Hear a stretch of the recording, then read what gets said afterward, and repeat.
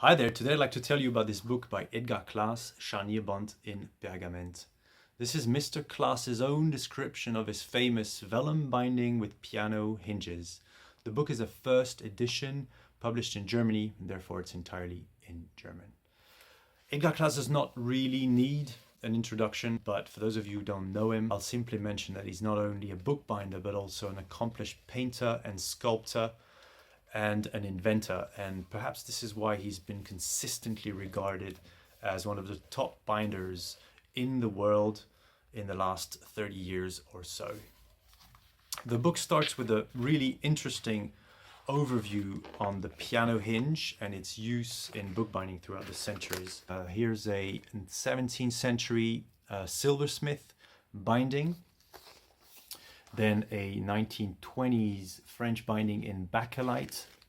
Of course, there's a wooden board binding by Alain Taral. And finally, this peculiar and very avant-garde looking object, which Claes credits as being the starting point for his research. So this is a 1930s German binding featuring what appears to be perspex boards, but it's really the parchment and its use as piano hinges which inspired Edgar Claes. Edgar Claes's structure in a nutshell works as follows. The signatures are sewn onto vellum tapes.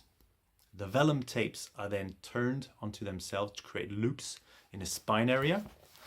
Then you also create loops in the boards, and this allows for a piano hinge type connection to be established between the text block and the boards.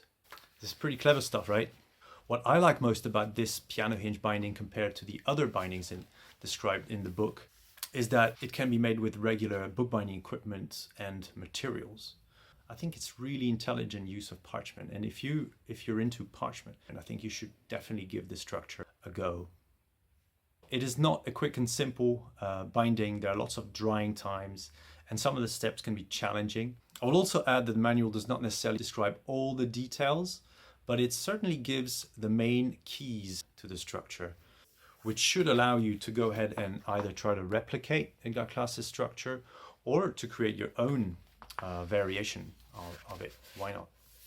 As always, this is a great way to support research in bookbinding and to support Edgar Claes, of course. Again, this is a first edition in limited amount of copies, and it's available exclusively from us. So if you'd like one copy, head to www.bookbindingoutofthebox.com. Thanks for watching.